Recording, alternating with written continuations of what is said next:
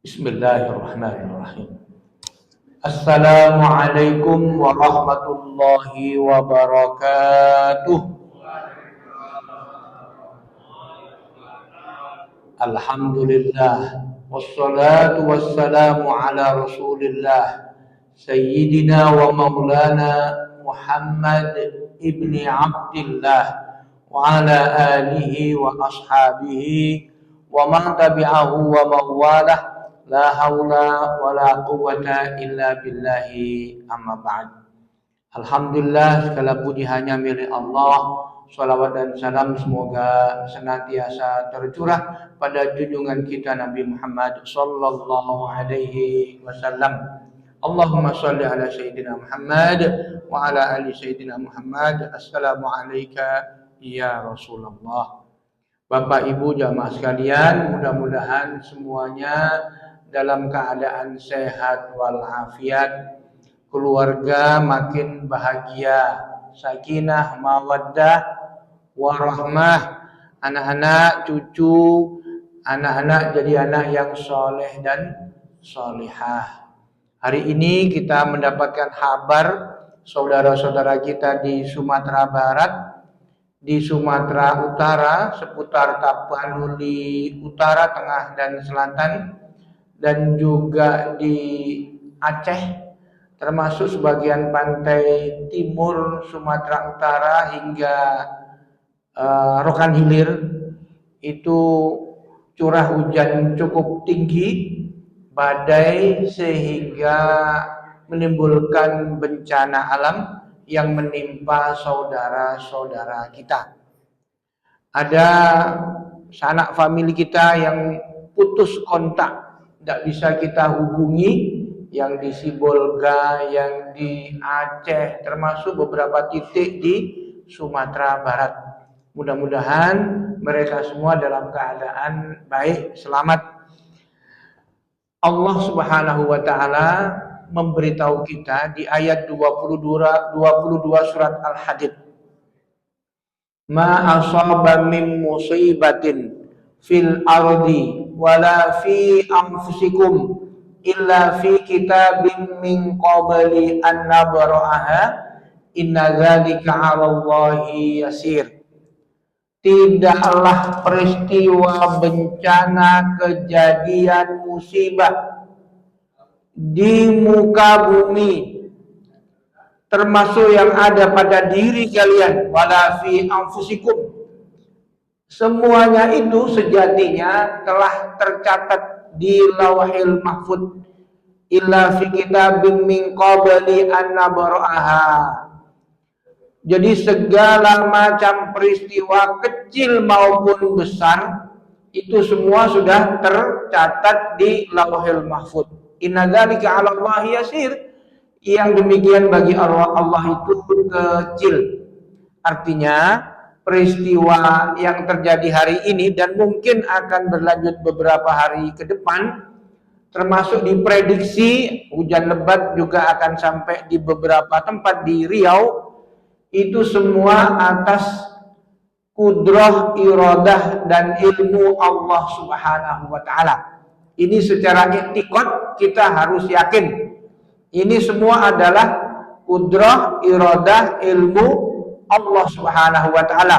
Sebagaimana penjelasan ayat 22 surat Al-Hadid tadi. Apa yang harus kita lakukan? Alladzina idza asabatuhum musibah qalu inna lillahi wa inna ilaihi raji'un. Jikalau kalian tertimpa musibah, kejadian, ya peristiwa, maka ucapkanlah. Kita diperintah oleh Allah untuk ikrar. Dan ikrar ini bagi kita mungkin biasa, tapi dahsyat. Pengakuan segalanya ini milik Allah. Inna lillahi, harta, benda, bahkan nyawa, semuanya milik Allah. Negeri kita ini, bumi ini, alam semesta milik Allah. Wa inna ilaihi raji'un, dan pasti akan kembali kepada Allah. Saat ini kita masih bisa tersenyum, menangis, makan ya sekejap. Di dunia ini mampir. Semua nanti kita nunggu antrian. Ya, antrian apa? Fa idza jaa ajaluhum la yastakhiruna sa'atan wa la yastaqdimun. Kalau ajallah tiba, ya, kalau ketetapan Allah itulah sampai, yakni kematian, tidak bisa ditunda, tidak bisa dipercopet. Allah yang menetapkan. Kita ini hanya berkata inna lillahi wa inna ilaihi rajiun. Akan tetapi kita tidak boleh ya hanya segala macam musibah bencana. Bencana itu ada bencana alam, ada bencana sosial. Dan kalau kita tengok, benarlah apa yang disampaikan Allah di ayat 41 surat Ar-Rum. Apa kata Allah? Dhaharal fasadu fil barri wal bahri bima kasabat aydin nas. Sering kali kita mendengarkan ayat-ayat ini kan. Segala macam terjadi kerusakan di dasar laut, di permukaan bumi. Bima kasabat aydin nas. Ya, di dalam kitab Safwatut Tafasir, Syekh Muhammad Ali As-Sabuni menjelaskan bima kasabat aydin nas itu maknanya apa? Maknanya adalah bisababi ma'asin nas wa dhunubihim, disebabkan oleh aneka ragam kemaksiatan, pelanggaran-pelanggaran hukum, kriminal-kriminal yang dilakukan oleh manusia. Ma'asin nas wa dhunubihim, dan aneka macam dosa-dosa yang dilakukan manusia. Bapak Ibu sekalian, kalau kita tengok, ya, walaupun memang banyak yang beredar itu hasil AI, tapi yang asli kan ada di YouTube, yang beredar di grup-grup WA, di beberapa titik di Tapanuli itu, begitu hujan lebat lama, volume air amat banyak tertumpah dari langit, ya, tapi kemudian kan ada longsor. Arus air begitu deras. Apa yang dia bawa? Gelondongan kayu, balok. Siapa yang motong itu? Itulah manusia. Gelondongan kayu yang begitu banyak, besar, sehingga sungai-sungai dipenuhi kayu yang nebang manusia. Allah sudah membuat desain alam semesta ini seimbang, baik. Maka ditatalah mana kawasan lindung, mana kawasan konservasi, mana resapan air. Yang kawasan lindung itu ditebang oleh manusia secara ilegal, tidak merasa berdosa.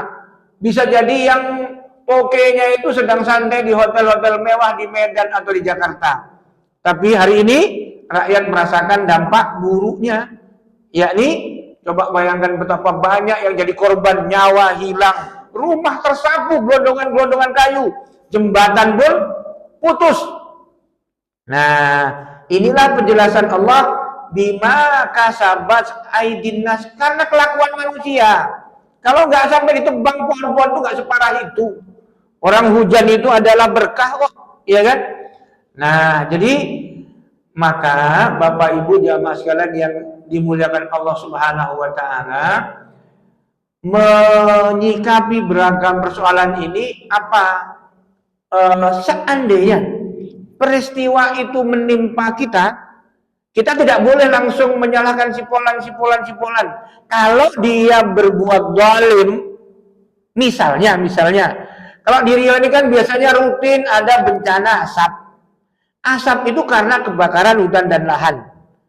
Hampir 100% kalau di Riau ini, ya, dari BMKG, dari SIFOR, data-data internasional termasuk dari Kementerian LHK dulu, itu 100% karena dibakar, bukan terbakar. Tidak ada pohon-pohon itu tahu-tahu terbakar surang, tidak ada. Bima kasabat aydin, dibakar. Apa yang dibakar? Hutan tak ada. Somak bawahnya gambut. Bapak kalau rohil, dumai, Bengkalis, Pelalawan, Siak, sampai Inhil, Jambi bagian timur sana itu gambut semua, termasuk Sumsel, karena saya udah keliling sampai ke Kalimantan, daerah-daerah gambut itu yang kebakaran 2013, 2016, itu dibakar manusia, tentu kita dapatlah bencana asap berbulan-bulan waktu itu, ulah manusia.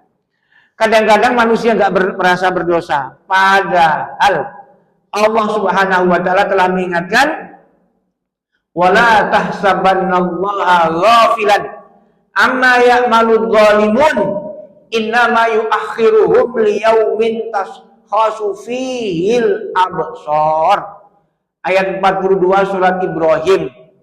Ini kadang-kadang bagi orang yang zalim kok menang, curang kok menang, salah kok berkuasa, merusak alam kok jadi makin hebat. Jangan kira Allah lalai dengan kezaliman yang kalian buat, kata Allah.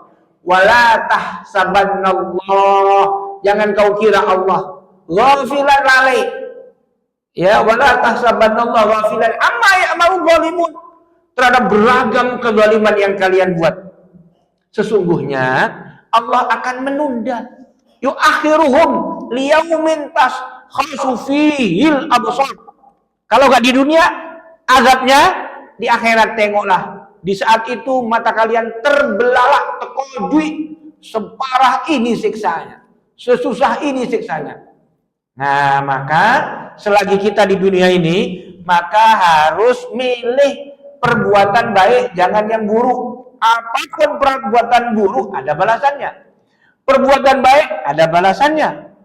Ya, sekecil apapun, sekecil zarah sekalipun akan ada balasannya. Nah, kalau seandainya pas ada musibah, bencana, itu bagaimana orang yang mati kena bencana, kena tsunami, kena banjir, longsor? Maka ditengok kondisinya. Ya, apakah dia husnul khotimah atau su'ul khotimah? Ketika dia dalam perjalanan mencari nafkah, mencari maisha, melaksanakan perintah Allah untuk menghidupi anak istrinya, berarti perjalanan baik, amal soleh. Dalam perjalanan itu ada banjir, jembatan putus ketimpa dia, maka insya Allah dia husnul khotimah. Itu gampang. Makanya kita nggak tahu bencana itu menimpa kita kapan, nggak tahu kita.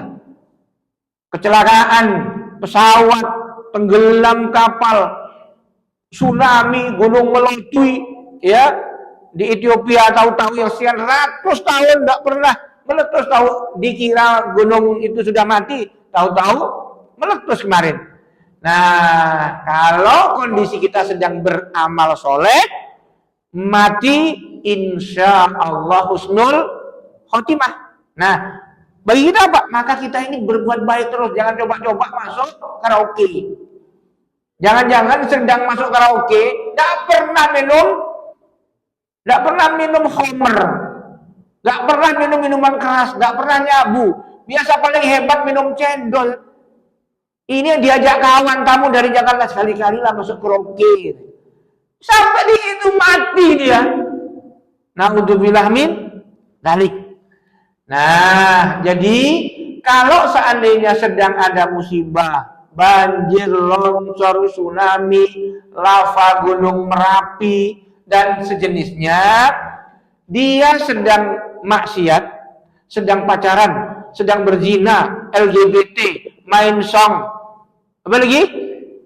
Pasang judi online di rumah, tahu-tahu ketimpa gunung, ketimpa batu, ya, sedang pasang judi online. Yang orang Indonesia sekarang yang pasang judi online itu data PPATK dari transaksi. Ya, PPATK itu Pusat Pelaporan Analisis Transaksi Keuangan, 11 juta orang. Tahun lalu 80.000 di antara yang pasang itu anak-anak usia di bawah 10 tahun. Judi online. Orang Indonesia. Ya. Nah, jadi Bapak Ibu sekalian, Saya ngajar di kelas Pak Dokter. Itu ada pegawai swasta 40 orang. Ya saya tanya, apakah ada Bapak Ibu yang biasa pasang judi online? Angkat tangan, hampir semua angkat tangan. Di Riau. Saya tidak berani tanya di masjid ini. Takutnya ada yang angkat tangan. Ya, kalau sudah bangkrut, ya Allah, tidak ada gara-gara judi orang kaya itu tidak ada. Dapat PT di awal, habis itu bangkrut, jual rumah, jual mobil, dipertaruhkan segalanya. Nah, untuk min lali.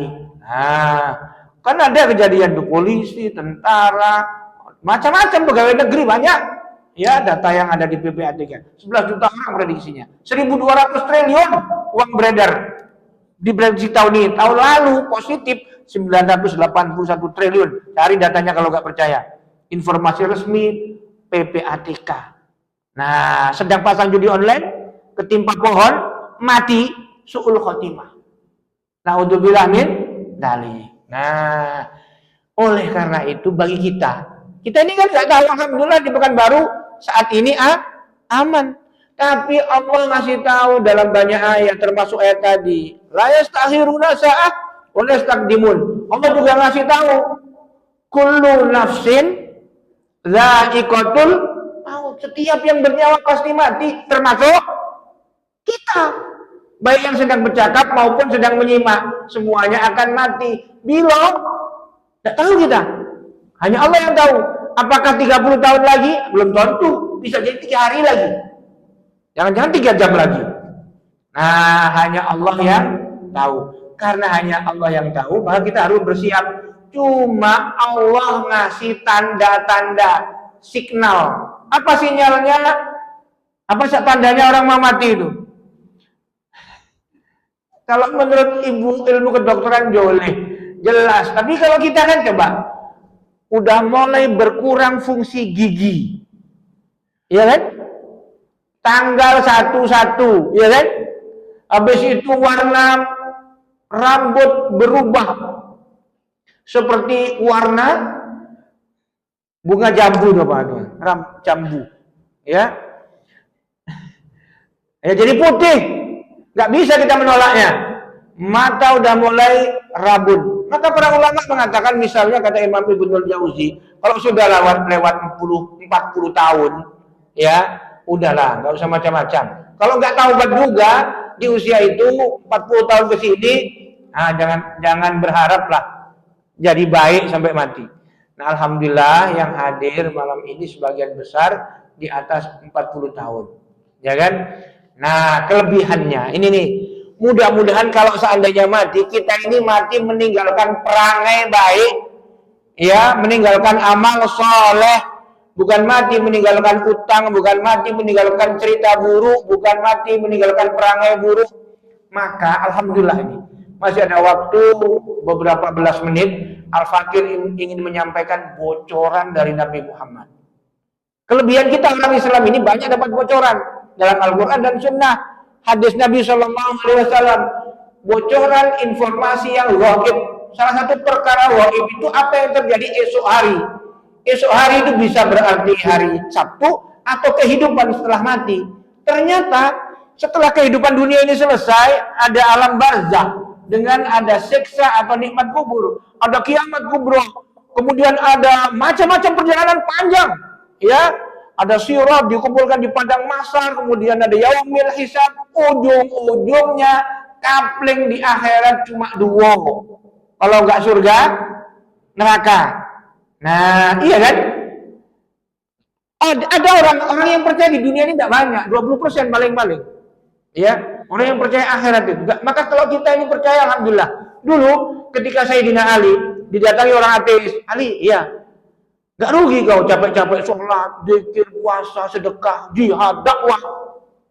Iya kalau nanti akhirat ada surga. Enak kalau tidak ada, sia-sia kau di dunia. Macam mana pula sia-sia? Sayyidina Ali nggak pakai Al-Quran jawabnya, dia ateis itu tidak percaya. Apa kata Sayyidina Ali? Kalau seandainya tidak ada rugi, sama-sama kita mati jadi tanah. Tapi kalau sesuai dengan keyakinan kami, orang Islam, akhirat benar-benar ada, kau pasti rugi. Kau tak mempersiapkan diri, iya kan?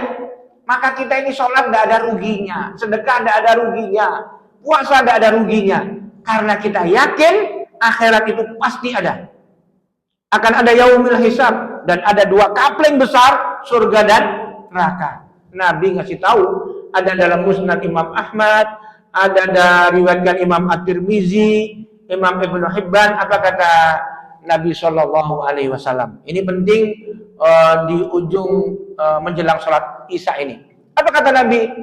Hurrima alaikumun nar. Apa nggak penting coba? Diharamkan atas kalian neraka. Kalau haram neraka atas kita, berarti kita masuk surga. Siapa yang tak mau? Ya, neraka itu Bapak Ibu sekalian, bagi orang kafir, khalidina fiha abada. Kalau orang sakit gigi, selama-lamanya, itu kan ngeri Pak Dokter. Kalau sakit gigi 2 menit mungkin minum obat, selesai. Tapi sakit gigi selama-lamanya. Mencret selama-lamanya, kan ngeri. Mencret padahal mencret. Untung ada misalnya ya, bukan promosi, introstop misalnya kan. Bisa bonti itu. Ya. Nah, di akhirat itu siksa selama-lamanya, coba ngeri. Dan siksanya itu amat pedih. Dibakar, ganti kulit. Ya. Kulitnya ini terkelupas, habis, ganti kulit baru. Untuk apa? Liyadzuqul adzab, supaya pedih azab itu. Kan ngeri. Satu lubang neraka dibuat satu lubang, selubang jarum, dibuka, alam semesta ini semua terbakar. Maka nggak usah mikir mampir ke neraka, nggak usah. Kan ada orang itu pragmatis begini, nggak apa-apa, yang penting udah syahadat dulu waktu kawin, udah ngaku Islam, ada iman sedikit, maksiat banyak, nggak apa-apa mampir neraka sekejap, kan ujung-ujungnya masuk surga. Sekejapnya neraka itu bisa beribu tahun ukuran dunia. Maka jangan berpikir untuk mampir ke neraka walau sekejap. Maka informasi Nabi ini penting. Hurrima alaikumun nar. Diharamkan atas kalian neraka. Ini nyambung dengan kajian bulan yang lalu. Apa kata Nabi? Diharamkan atas kalian neraka. Bagi siapapun kullu hayyin. Setiap kalian yang hayyin. Hayyin itu apa? Hayyin itu rendah hati. Rendah hati itu tidak sombong, tidak takabur. Kalau sombong itu iblis dulu di surga. Gara-gara takabur, sombong, dikeluarkan dari surga. Nanti kemana? Alamatnya iblis itu di mana? Endingnya di mana? Di neraka. Gara-gara sombong. Coba, kita ini manusia biasanya sombong itu karena apa? Harta bisa bikin kita sombong. Merek mobil, merek motor, ya, merek apalagi macam-macam, gaya rumah, warna atap aja bisa bikin sombong. BM 1 huruf aja bikin satu angka. BM 1 nggak ada ujungnya, itu udah bikin sombong. Ya, bayar mahal tandanya kan. Padahal coba kalau kita baca sejarah orang-orang kaya di dunia yang kita semua kenal, misalnya Qarun, mana sekarang? Mati, tidak ada lagi di neraka. Ya, orang-orang kaya di dunia yang lain mana? Mati semua. Kekayaan harta ibu bapak sebanyak apapun tidak bisa dipakai nego dengan malaikat maut. Betul tidak? Kalau memang kekayaan ibu hebat, datang malaikat maut, nego, tunda agak 2 jam, bisa enggak? Enggak bisa. Enggak bisa disogok dengan kebun sawit, enggak bisa disogok dengan emas. Yang ada apa? Penyesalan. Innal ladzina kafaru wa matu wa hum kuffarun falan yuqbala min ahadihim mil'ul ardi dzahaban wala iftada bih. Sungguhnya orang kafir mati dalam keadaan kafir di neraka, dia berhayal. Apa hayalannya? Allah, seandainya aku punya emas seberat bumi, sebesar bumi, ya. Buminya, Bapak kalau batu itu kan bagian dari bumi. Ada yang punya emas 10 kilo ada sih kok. 10 kilo ada. 10 kilo berarti kali sekarang hampir 2 miliar 1 kilo, ya. 20 kilo. 1 ton Berapa berat bumi? Wah, 5,9 kali 10 pangkat 24 kilogram. Nolnya berderet. Berat bumi ini akan aku gunakan menembus agar aku bisa keluar dari neraka. Ya adalah artinya. Ya, hitung-hitungan harta ini kalau dibandingkan dengan akhirat. Nah, kadang bikin sombong harta. Apa yang bikin sombong? Ilmu, gelar berderet bikin sombong. Iya benar ini gara-gara ilmu bisa bikin sombong. Orang-orang berilmu tinggi hebat, ya arsitek apa macam-macam itu ilmu macam-macam ujung-ujungnya mati. Ya kalau seandainya tidak bermanfaat ilman nafi'ah, tidak ada gunanya, ya kan? Kadang-kadang gara-gara harta, ilmu, apalagi pangkat, gara-gara pangkat sombong. Ada itu naudzubillah min dzalik ya Allah. Dapat jabatan baru eselon 14 sombong, minta pulang mobil dibukakan. Ya. Nah, Bapak Ibu sekalian yang dimuliakan Allah, padahal sehebat-hebat jabatan ada ujungnya, pensiun. Bahkan kadang-kadang belum pensiun sudah dipensiunkan KPK, dipensiunkan Jaksa Agung, dan macam-macam naudzubillah min dzalik. Nah, gara-gara itu sombong, maka untuk apa kita sombong? Sebenarnya kan orang sombong itu gak rasional. Maka kata Nabi, diharamkan atas kalian hayyin, yang rendah hati. Ya, Bapak Ibu sekalian, coba Ibu untuk merawat rumah tangga. Kalau seandainya punya suami sombong, capek. Punya istri sombong, capek. Punya mertua sombong, capek. Ya. Kalau masih ada rumah tangga, begini. Mungkin bulan yang lalu, entah sudah saya sampaikan atau belum. 76.000 kasus lonely death di Jepang. Apa lonely death itu? Mati dalam kesunyian. Kenapa? Bini tak ada, suami tak ada, anak tak ada, keluarga tak ada. Hidup sendiri. Meregang nyawa sendiri, sakit sendiri, nggak ketahuan orang, nggak ada yang bawa ke rumah sakit. Ya, sekian bulan baru tahu. Rupanya si Polan mati. Berapa kasus? 76.000 lebih. Maka Bapak Ibu sekalian, kalau hari ini Ibu Bapak masih punya keluarga, bersyukurlah kepada Allah. Baik-baik dengan suami, baik-baik dengan istri, baik-baik dengan anak, menantu, dengan orang tua, mertua, dengan tetangga. Sehingga kalau kita sakit, ada yang bawa ke UGD.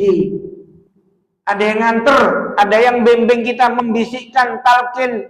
Bang, baca la ilaha illallah. Dah. Ya kan ngeri kalau mati sendiri ngeri.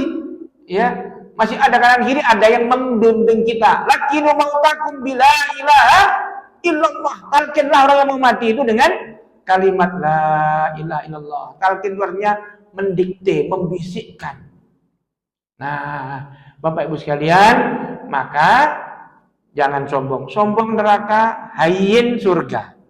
Ini perangai baik. Ya, ini yang ke-1. Yang kedua, kullu hayyin. Yang kedua, layyinin. Layyin itu apa? Lemah lembut. Bukan lemah gemulai. Nah, lemah gemulai kan ada juga. Siang Yanto, malam Yanti gitu. Nah, itu enggak, itu macam-macam. Lemah lembut itu enggak kasar. Ya, perangainya baik. Ya, lemah lembut sama istri, baik budi sama suami. Jangan bentak anak, menantu, cucu, jangan pukul. Ya, jangan KDRT. Ya, nanti kalau kita suka kata-kata kasar, cikit-cikit, marah, itu menyesal, malu habis itu. Ya, maka jaga emosi. Ya, kadang-kadang walaupun kita tensi tinggi, kalau kita paham ilmunya, memahami psikologi, bagaimana kita harus sabar, kita sabar. Coba kalau kita marah, maki-maki tetangga, gara-gara sampah misalnya. Habis itu kita malu kan? Tadi kita maki-maki, habis itu kita sakit. Dia yang ngantar pula kita ke UGD. Ya kan? Nah, untuk apa kita kasar? Ibu kasar sama suami, suami kasar sama istri untuk apa? Katanya dia cinta, katanya sayang. Dan itu semua, setiap yang kita ucap, kata-kata yang keluar dari lisan kita, ma yalfidhu min qaulin illa ladaihi raqibun atid. Semua dicatat oleh raqib dan atid, nanti diputar di yaumil hisab. Ada videonya itu. Coba. Makanya Bapak Ibu sekalian, coba ketika kita berbuat bismillah, bismillah. Ya. Bismillahirrahmanirrahim. Minum bismillah, makan bismillah, jalan bismillah, gandeng istri bismillah, gandeng bini orang naudzubillah. Ya. Nah, coba ketika kita mau berbuat, mikir ya Allah, nanti yang aku lakukan ini ditayangkan di akhirat. Aku ngomong ketika itu jadi penyesalan atau kebanggaan. Ngambil hak orang, korupsi. Tenang kita, nampak uang banyak, nggak ketangkap, KPK tak tahu, polisi tak tahu, jaksa tak tahu. Selamat di dunia, selamat. Nanti ditayangkan di akhirat itu jadi penyesalan atau kebanggaan kira-kira? Penyesalan. Nadamah, penyesalan, bukan kebanggaan. Nah, mikir. Ya, kata Cak Lontong, mikir. Ya, karena akan ditayangkan. Termasuk ketika suka marah-marah, maki-maki, nah, itu akan ditayangkan. Maka kata Nabi, lain lemah lembut, jangan kasar. Nah, inilah makanya perlunya adab. Ya, jadi adab itu bukan hanya supaya baik, kita baik, nanti manusia baik pula sama kita. Bukan hanya itu, tapi ada konsekuensi akhiratnya. Ya, setiap kebaikan kita ada dihitung oleh Allah, dicatat malaikat raqib dan atid. Ya, dan akan ditayangkan di akhirat. Coba kalau kasar dengan mertua, kasar dengan menantu, kasar dengan bawahan, melawan atasan, baik tidak baik sama tetangga, ditayangkan di akhirat jadi penyesalan. Ya, ini yang kedua. Yang ketiga apa? Sahlin. Hayyin tadi apa? Rendah hati, tak sombong. Dua, lain. Lain itu apa? Lemah lembut, tidak kasar. Ini untuk orang-orang tua. Saya kan pernah merawat orang tua, pernah merawat mertua, ya. Biasanya orang tua itu makin tua makin cerewet. Makin tua makin banyak maunya. Ya, ini manusiawi. Itu ujian bagi anaknya. Kalau sabar dia pahala. Kalau nggak sabar dibawa ke panti jompo, anak durhaka. Ya, kadang-kadang orang tua itu ya yang jauh dipuji-puji, yang serumah tiap hari dimaki.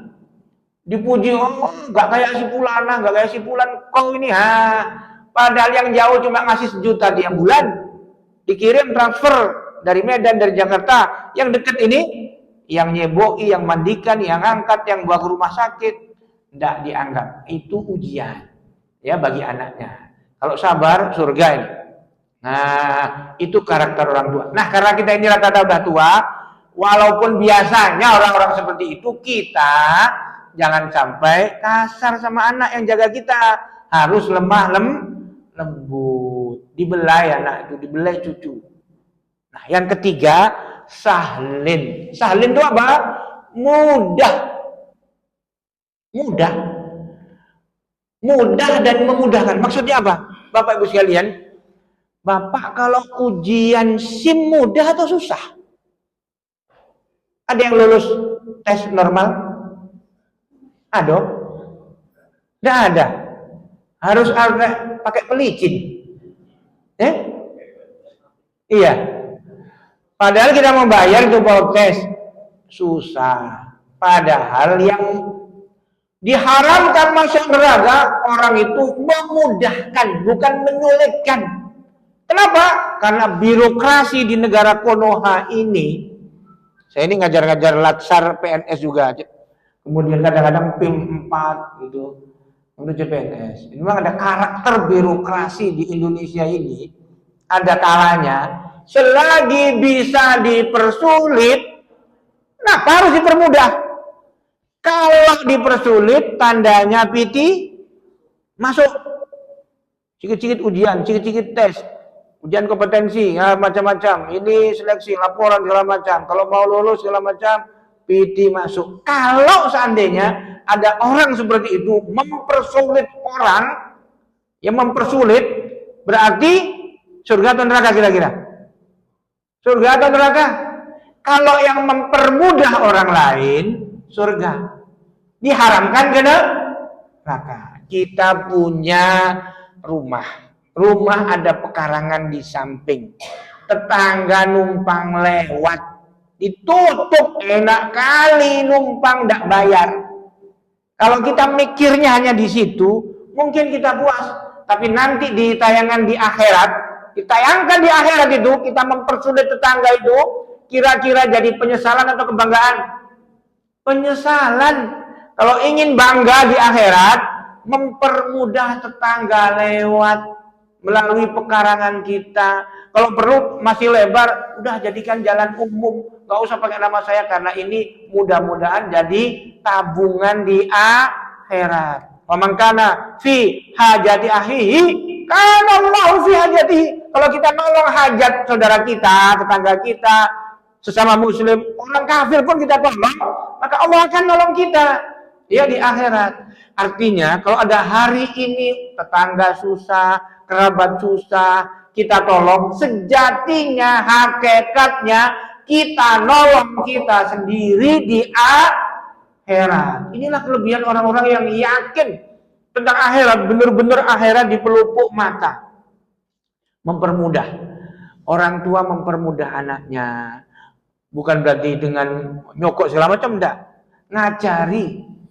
Besok ujian, ibu ngajari dia, ya, buat rumus diringkaskan, diajarkan biar gampang nak. Ibu yang mempermudah anaknya supaya anaknya mudah belajar. Itu kan pekerjaan ibu-ibu sekarang kan double. Karena besok anak ujian, banyak yang orang tua ibu-ibu tuh cuti dulu. Kenapa cuti? Anak ujian besok. Kenapa? Anak besok ujian. Nah, ini amal soleh ini. Ya, Bapak Ibu sekalian yang dimuliakan Allah. Hurrima alaikumun nar, diharamkan atas kalian neraka. Siapa yang haram masuk neraka? Sahlin, orang yang mempermudah orang lain. Kalau Bapak belajar tentang fasilitasi, facilitate, apa maknanya? Mempermudah, memperlancar, bukan mempersulit. Saya ada kemarin ikut kajian online dengan seorang kiai di Jawa Timur. Dia cerita, bapaknya meninggal, minta mau ngurus surat keterangan kematian. Kemana itu? Mana Pak Haji? Surat keterangan kematian gue duk capil enggak? Nah, pokoknya ke instansi lagi. Dia, ini kiai terkenal Pak. Followernya itu ratusan ribu. Cuma kajiannya bahasa Jawa. Saya suka sekali. Kajiannya ringan-ringan gitu. Ya, ngaji kitab. Nah, waktu bapaknya meninggal, dia urus sendiri, nyamar gitu, nelpon. Pak, mau ngurus surat kematian. Maaf, saya tidak di tempat, kata kepalanya. Sampai 3 kali. Nah, habis itu tanya Pak Kiai, kan banyak kawannya, tanya wartawan. Mas, saya ini mau ngurus surat kematian. Oh iya Pak Kiai, iya Pak Kiai. Oh, saya sedang dengan Pak Kepala itu di kantor. Rupanya kepalanya ditanya 3 kali itu nggak di kantor tiap hari. Begitu tahu ternyata yang mengurus ini Kiai, ya, baru Pak Kepala ini, ya, Kepala X itu, kemudian ini nggak di sini Pak, ya, di Jawa Timur ya. Nah, ini bilang, oh baik Pak Kiai tunggu di rumah, saya yang ke rumah, saya uruskan. Maksudnya apa? Di kita ini kadang-kadang kalau yang ngurus rakyat jelata, bukan orang hebat, bukan orang ngetop, apalagi bukan orang kaya, dipersulit. Nah, ini makanya perlu bapak-bapak yang pegawai PNS, P3K, yang di kelurahan, yang di urusan SIM itu di mana ngurusnya? Oh, Samsat. Kadang-kadang kita bayar pajak aja sulit, ya kan? Padahal kita mau nyetor uang ke negara. Nah, maka ini perlu dikasih tahu. Orang yang mempermudah orang lain, insya Allah diharamkan masuk neraka. Kalau mempermudah, kebalikannya kalau mempersulit Masuk neraka. Yang ketiga, yang keempat. Yang keempat kata Nabi Shallallahu Alaihi Wasallam, qaribun minan nas. Orang yang dekat dengan manusia, baik sesama manusia, friendly dengan manusia, bersahabat, qaribun minan nas. Qarib, punya sahabat karib, baik ya dengan manusia, dengan keluarga baik, kawan kantor baik, tetangga baik, ya ketemu orang baik. Baiknya di mana? Dengan semua manusia baik. Mudah-mudahan kita bisa mendapat anugerah dari Allah 4 karakter adab yang baik tadi, sehingga kapanpun musibah datang, termasuk musibah kematian, kita selagi dalam kebaikan, insya Allah husnul khatimah. Subhanakallahumma wa bihamdika asyhadu an la ilaha illa anta astaghfiruka wa atubu ilaik. Assalamualaikum warahmatullahi wabarakatuh.